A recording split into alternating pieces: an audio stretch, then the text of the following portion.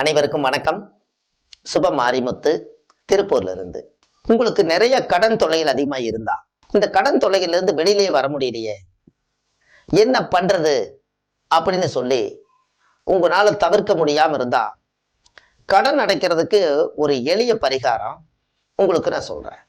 செவ்வாய்க்கிழமை அன்னைக்கு கடன் கொடுத்தால் உங்களுக்கு கடன் தீரும். எத்தனை பேருக்கு உங்களுக்கு தெரியும்னு எனக்கு தெரியாது.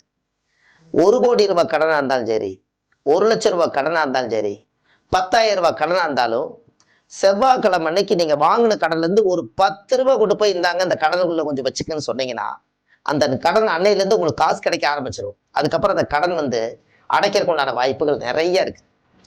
அது கொடுக்கும் போதே செவ்வாய்க்கிழமை தான் நீங்க கொடுக்கணும். ஏன் செவ்வாயினால என்ன அப்படின்னு உங்களுக்கு ஒரு கேள்வி இருக்கும் அல்லவா? இதுல அந்த காலத்துல இந்த கடன் வட்டிக்கு கொடுக்குறவங்க பாத்தீங்கன்னா, அந்த காலத்துல உப்பு சட்டியில வச்சு கொடுப்பாங்க. ஒரு சில பேர் முன்னோர்கள் பாத்தீங்கன்னா காசை கொண்டு போய் உப்பு சட்டியில வச்சிருவாங்க. உப்பு என்ன மகாலட்சுமி, இந்த காசு போய் அதுல தங்கிரும். இந்த உப்பு சட்டிக்குள்ள காசை வச்சு யாரோ ஒருத்தர் நம்மளுக்கு கடன் கொடுத்துட்டாங்கன்னா வாழ்க்கையில ஆயுள் காலத்து வரைக்கும் அந்த கடன் கட்டவே முடியாது. இதுதான் உப்பு சட்டியுடைய ரகசியம். அதனாலதான் அந்த காலத்துல கோபத்துல ஏதாவது வந்துச்சுன்னா உப்பு சட்டி போட்டு உடைச்சிட்டாங்கன்னா அந்த வீட்டுல மகாலட்சுமி தங்காது, அந்த வீடு பாலடைஞ்சு ஒண்ணுமில்லாம போயிருமா. அப்ப எப்படி எல்லாம் அந்த சக்தியை அந்த காலத்துல வச்சுக்கிறாங்க. அந்த கடலோட உப்பு, கடல்ல விளையக்கூடிய உப்பு தன்னுடைய மண்ணு சட்டிக்குள்ள, மண்ணு சட்டிங்கிறது செவ்வாயோட ஆதிக்கம். மண் யாரு? பூமிகாரகன் யாரு? செவ்வாய். இந்த செவ்வாய்க்கும் இந்த உப்புக்கும் ஒரு மிகப்பெரிய தொடர்பு இருக்குது. அதனாலதான் அந்த உப்பு சட்டிக்குள்ள காசை வச்சு அந்த காலத்துல கொடுப்பாங்க. அதை யாராலையுமே மாற்ற முடியாது. அது அவங்களுக்கு அது ஒரு பெரிய ஒரு செயல் மாறித்தான் நடக்கும். இப்படி கொடுக்கறதுனால நம்ம இந்த கடனை அவங்க உப்பு சட்டியில வச்சு கொடுத்தாங்களாங்கிறது நம்மளுக்கு எப்படி தெரியும்? அவங்க உப்பு சட்டியில வச்சு கொடுத்தாங்களாங்கிறது நம்மளுக்கு எப்படி தெரியும்? அதனால நீங்க கடன் வாங்க போறவங்களா இருந்தா, கடன் கொடுக்க போறவங்களா இருந்து, கடன் அவங்ககிட்ட வாங்கும் போது கையில செவ்வாய் தான் பூமிகாரகன்னு சொல்லிட்டேன், செவ்வாய் தான் நோய் கடனுக்குன்னு சொல்லிட்டேன். இந்த கையில ஸ்டார் மாதிரி ஒரு நட்சத்திரம் போட்டுக்கணும்.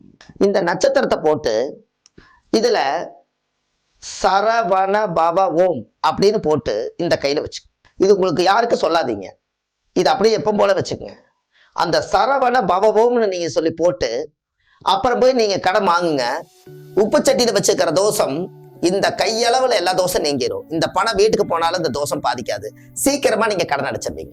இதை செஞ்சு பாருங்க. கிட்டத்தட்ட நான் ஒரு 1000கணக்கான மக்களுக்கு இதை நான் சொல்லியிருக்கேன். ஏன்? செவ்வாய் தான் கடன், காலச்சக்கரத்துக்கு செவ்வாய் மேசம்.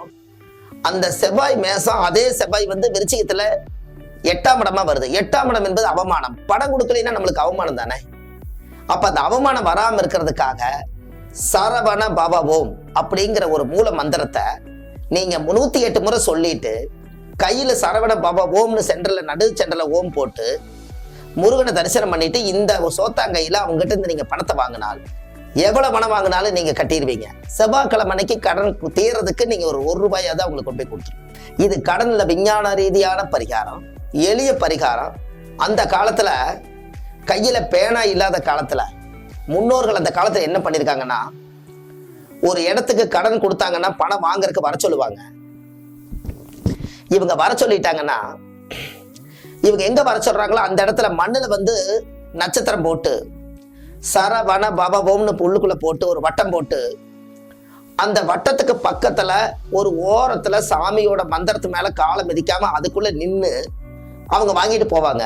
முருகர் கீழே அந்த இடத்துல ஆசீர்வாதம் பண்றாரு. அந்த காலத்துல மணல்லையே கையில விளம்பி இதை பண்ணியிருக்காங்க முன்னோர்கள். ஒரு சிலேட்ல எழுதியிருக்காங்க, ஒரு ஓட்டுல எழுதிட்டு போயிருக்காங்க அந்த காலத்துல. அதுக்கப்புறம் பட்டயத்துல எழுதியிருக்காங்க, அதுக்கப்புறம் அச்சரத்துல எழுதியிருக்காங்க. இன்னைக்கு வெள்ளியிலையும் தகுட்டுலையும் இன்னைக்கு எழுதுறோம், தங்கத்திலையும் கூட இன்னைக்கு எழுதுறோம். இந்த அளவுக்கு சரவண பவவோம் அப்படிங்கிற ஒரு மூல மந்திரம் இந்த உலகத்துல எவ்வளவு பெரிய மந்திரம் இன்னைக்கு ஜொலிக்குது. அதுக்கு ஒரே காரணம், அவங்களுக்கு கடன் இல்லாம இருக்குன்னு சொன்னா நீங்க இந்த மந்திரத்தை செவிச்சிட்டு நீங்க காசு வாங்குங்க, உங்களுக்கு அந்த பிரச்சனை கடன் அடியோட போயிடும். அதே போல இந்த கடன் அப்படிங்கிறது, இந்த கடன் நோய் தீர்க்கறதுக்காக நீங்க ஏதாவது ஒரு பணம் நீங்க வாங்கிட்டு வந்துட்டீங்கன்னா, ஏதாவது ஒரு காட்டுக்குள்ள போய் உங்களுக்கு பிடிச்சத, தும்பச்செடி இருக்கும், அந்த 6ஆம் இடத்த கடன், இந்த கடன் நம்மளுக்கு தீரன்னு சொல்லி தும்ப செடி 6 செடிய வெடுக்குன்னு புடுங்கி தலையை சுத்தி, இனிமேல் எனக்கு கடனே வந்து எனக்கு ஒட்டக்கூடாதுன்னு தூக்கி போட்டு வந்துருங்க. அன்னையோட கடனோட பிடிச்ச துன்பம் அன்னையோட விலகிரு. இதெல்லாம் நீங்க செஞ்சு பாருங்க. எளிமையான பரிகாரம், காசு பணம் தேவையில்லை. நீங்களே ஒரு காடு பகுதியில் போனீங்கன்னா தும்பச்செடி வெள்ளை வெள்ளையா திருண்டு வெள்ளை பூவா இருக்கும். துன்பத்தை தீர்க்கும் துன்பச்செடி. அப்ப துன்பமே நம்மளுக்கு எங்க இருக்குது? பல கோடி பணம் இருந்தா நம்மளுக்கு துன்பமே கிடையாது.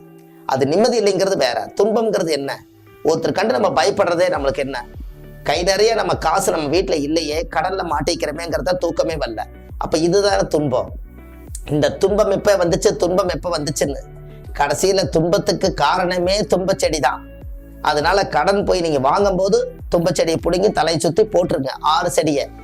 அதே போல கடன் நீங்க போய் கொடுக்கும் போதும் இனிமேல் உங்ககிட்ட கடனே வாங்கக்கூடாது, கடன் வர்ற அளவுக்கு என்னுடைய சூழ்நிலை வரக்கூடாதுன்னு துன்பச்செடி பிடுங்கி தலையை சுத்தி போட்டுருங்க. அன்னையோட உங்களுக்கு கடன் வரவே வராது. உழைச்சு சம்பாரிச்சு வாழ்க்கையில் நீங்க முன்னுக்கு வந்துருவீங்க. கடனுங்கிற வாசம் இந்த ஜென்மம் வரைக்கும் வராது. கண்டிப்பா இதை செஞ்சுட்டு வாங்க. அடுத்த பதிவில் உங்களை சந்திக்கிறேன். சுப மாரிமுத்து, திருப்பூர்ல இருந்து. நன்றி, வணக்கம்.